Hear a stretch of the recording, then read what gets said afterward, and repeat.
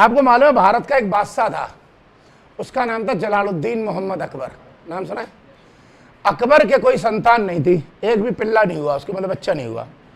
बहुत परेशान था। अकबर ने मन्नत मांगी जाके शेख सलीम चिश्ती की दरगाह में कि बाबा ऐसे ऐसे करके मुझे एक बच्चा दे दो, इतनी चादर पादर चढ़ाऊंगा। और बाबा ने सुन ली बेचारे की, पता नहीं कोई जादू टोना कोई फंदुड़ बंदुड़ लगा दिया, बच्चा हो गया। बच्चे का नाम अकबर ने वही रखा, सलीम, उनके नाम पे। अब अकबर को मालूम था बच्चा बड़ी मन्नतों से पैदा हुआ है, बड़ी मुश्किलों से पैदा हुआ है, कौन कौन से कष्ट झेले अकबर ने। तो अकबर चाहता था कि इस बच्चे का पालन पोषण बड़ा, क्या बोलते हैं उसको, मतलब फूलों की तरह करा जाए। इस चक्कर में अकबर ने उस पिल्ले को पालने के लिए, मतलब बच्चे को पालने के लिए, बच्चे का नाम था सलीम, पालने के लिए अकबर ने एक दाईमा लगाई थी। दाईमा मतलब होती है पालन पोषण करती है। तो वो मुस्लिम थी, तो जो मुस्लिम थी तो मुस्लिम महिलाएं उस टाइम पे मालूम होगा आज भी कुछ जगह तक पान खाती थी, पान। तो एक पान का वो होता था, वो क्या बोलते हैं उसमें, अरे यार पान जिसमें रखे रहते पेटी में, चूना बूना सब, और एक पीकदान होता था, पान खा ले। तो वो क्या करती थी, वो जो सलीम था वो बीच में, जो बच्चा है 250 ग्राम का पिल्ला, रोने लगता था। तो अब वो भैया जब रोने लगता था तो कभी कभी अकबर देख लेता था। अकबर पता चला दरबार के बगल से निकल रहा है, सलीम रो रहा है। तो अकबर का बड़ी मुश्किलों में बच्चा पैदा हुआ, तो अकबर का दर्द होने लगता था सलीम को रोते देख के। तो अकबर तुरंत दाईमा से कहता था ये क्या तरीका है आपका, आप इसका ठीक से पालन नहीं कर पाती। तो वो दाईमा माफी मांग लेती थी, नहीं बाबूजी नहीं, मैं आगे से ध्यान रखूंगी। अब दाईमा को पता चल गया कि अकबर मारेगा, डांटेगा, करेगा। तो दाईमा ने एक तरकीब निकाली। वो तरकीब क्या थी, जैसे वो सलीम रोता था तो दाईमा के पास वो पान का वो होता था, वो बनाने का, उसमें सुपारी, कपूर वपूर, पता नहीं कपूर होता क्या बोलता है यार उसे, मुझे नहीं मालूम, चूना भूना, उसी में होती थी। दाईमा अफीम खाती थी। तो वो क्या करती थी, अफीम होती थी तो सलीम वैसे रो रहा, मुन्ना सो जा सो जा, तो उसी वक्त उसी में से निकाल के अफीम उसको चटा दी, सलीम को चढ़ा दी। तो अफीम में नशा होता है, तो जैसे ही वो रोता था तो वो सलीम को ऐसे चढ़ा दी, सलीम भी करता भाई साहब। अब इसके चक्कर में सलीम 2 मिनट तक तो ऐसे करता रहता था, फिर उसे अफीम का चढ़ा नशा चढ़ता था, फिर वो सो जाता था, फिर शाम को रोया, फिर शाम को चढ़ा दी। ऐसा करते करते महीना 2 महीना गुजर गए, सलीम को अफीम की लग गई आदत। अब सलीम को अफीम नहीं मिले तो रोने लगे। इसके चक्कर में धीरे धीरे सलीम बड़ा हुआ तो अफीम के बल पे ही बड़ा होता चला गया। और आपकी जानकारी के लिए बता दूं, मुगल बादशाह में सबसे ज्यादा नशेड़ी यही है, सलीम। ये हालात ऐसे हो गए कि इसको अफीम का नशा मिल गया। अफीम तो बचपन से खाई, चूसी, इसने चूसी चाटी क्या करी, बचपन से करता था, तो इसके चक्कर में अफीम की लग गई इसको आदत। धीरे धीरे हुआ ये कि 7, 8, 10 साल का लड़का होते होते ये अफीम के नशे में आ गया। अकबर को पता चल गई। अकबर ने मना किया कि यार तू इतना छोटा सा, अब उसको क्या पता थी अकबर को कि इसने जो आदत पड़ी है वो दाई माने लगवाई है। वो तो बड़ा हो गया, वो तो अपना भैया आदत पड़ गई, कभी कभी दाई माँ का चुरा लेता था पान की पेटी, उसमें से चूस लेता था। धीरे धीरे अकबर ने को मालूम पड़ी, अकबर बड़े परेशान, और कभी अफीम नहीं मिले तो शराब पीने की लत। धीरे धीरे भैया 15-20 साल की उम्र तक जाते जाते सलीम बर्बाद हो गया।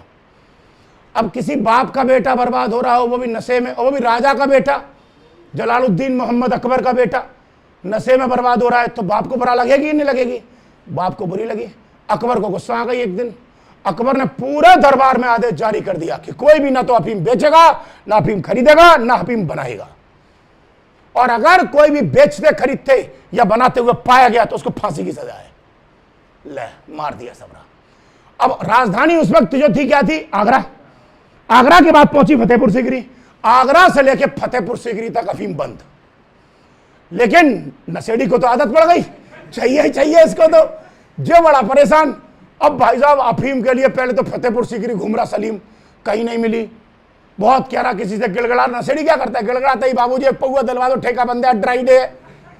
तो वो गिड़गड़ाने लग गया, भैया कैसे भी मिल जाए, नहीं मिली। तब फतेहपुर सीकरी के बाहर एक तांगे वाला खड़ा था, और उस तांगे वाले से सलीम कहता है कि भाई प्लीज दिलवा दे।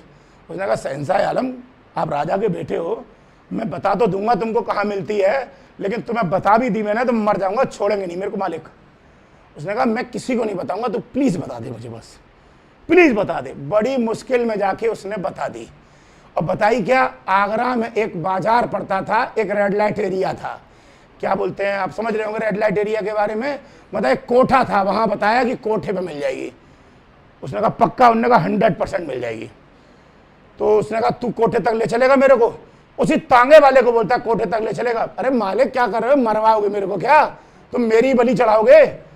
वो बहुत बोलता है, लेकिन वो सलीम को पता चल कि प्लीज दिलवा दे यार। तो वो रिक्शे वाला तांगे वाला मान जाता है, लेकिन तांगे वाला एक कहता है मालिक मैं आपको ऐसे नहीं ले जाऊंगा।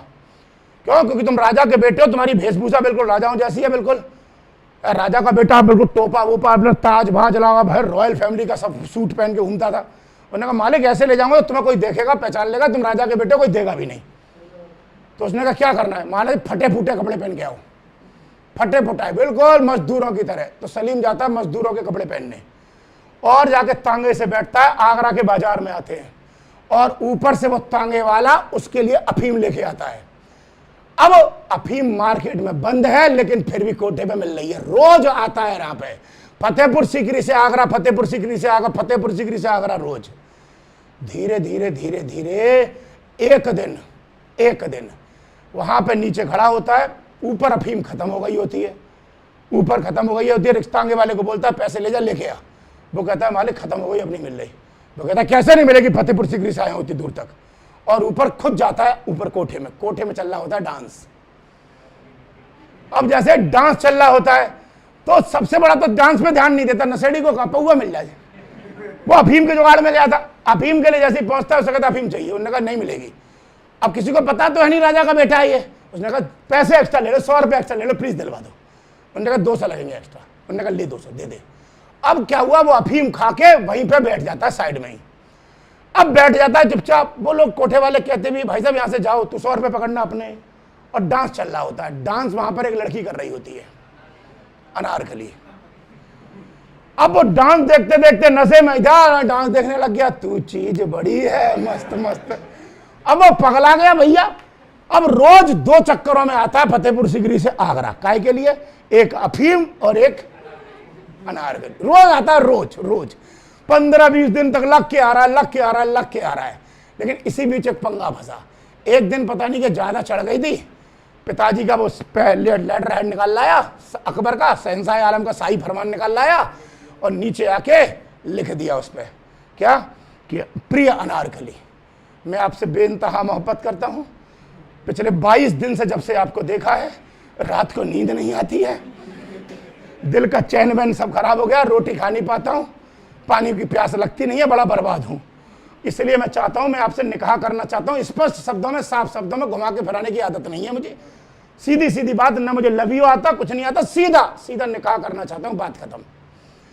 अब भैया वो अनारकली डांसर थी, कैटरीना कैफ हिंदुस्तान की, उसको शादी के इतने ऑफर आ रहे थे, वो कौन सा देख रही थी, ऐसे आते भिखारी टाइप के नरे। तो उसने कहा, अब नीचे तांगे वाले से कहा कि जा लेके जा अनारकली को, दे दियो शादी का ऑफर।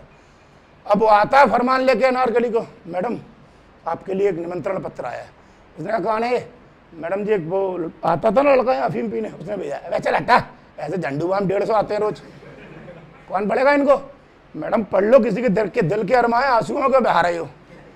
वो बहुत कहता है तो बेचारी पढ़ लेती है कि प्रिय अनारकली 22 दिन से आपको देखा, चैन और नींद दिल का हराम हो गया मेरा सबरा। मैं कहती क्या है, कथा सी लिखी है, रोज पढ़ते हैं। मैडम पूरा पढ़ लो। अब सलीम ने उसमें एक लाइन लिखी थी बहुत जबरदस्त कि आपसे निकाह करना चाहता हूं, आपका प्रिय आज्ञाकारी प्रेमी सलीम सनफ जलालुद्दीन मोहम्मद अकबर शहंशाह आलम हिंदुस्तान। मतलब नीचे लिखा था कि मैं सलीम हूं, मेरे पापा का नाम जलालुद्दीन मोहम्मद अकबर है, जो हिंदुस्तान के बादशाह हैं। अब पूरा पढ़ती है, उसे अंग्रेजी नहीं आता, लेकिन जैसे ही करती है कि प्रेम पत्र किसने भेजा तो नाम पढ़ती है सलीम, तब भी कोई करंट नहीं। जैसे ही देखती है पिताजी का नाम जलालुद्दीन मोहम्मद अकबर, हिंदुस्तान के राजा के बेटे की शादी का ऑफर, वो कहती हो आप तो भैया चांद निकल आया कोई बढ़िया दिशा में से। तुरंत कह दिया अभी के अभी काजी मौलाना को बुला के निकाह पढ़वाओ। आपकी जानकारी के लिए बता दूं, शादी करी इसी से, और हिंदुस्तान को गुलाम बनवाने में इसी का हाथ था। इसी लड़की ने, बाद में इसी को नूरजहां नाम से टाइटल देगा, और इसी लड़की ने इसके बेटे सलीम के बेटे, यानी सलीम जहांगीर था, इसके बेटे खुर्रम से बेंटी करवा दिया इसको, और बाद में खुर्रम को राजा बना दिया गुजरात का, और अंग्रेजों ने पहली सूरत की फैक्ट्री खुर्रम से परमिशन लेके खोली थी। और न तो ये नूरजहां इंडिया में आती इसके दिल में, और न तो इसके दिल में आती, न बाप बेटों के बीच लड़ाई होती जहांगीर और शाहजहां के बीच में, और न बाप बेटों के बीच कभी लड़ाई होती, और न शायद अंग्रेजों को सूरत में फैक्ट्री खोलने का मौका मिलता। इसलिए मैंने शुरू में अभी तुमसे क्या बोला, महिलाओं को समझना किसी पुरुष के बस की तो नहीं है, क्योंकि महिलाएं खुद अपने आप को नहीं समझ पाई आज तक।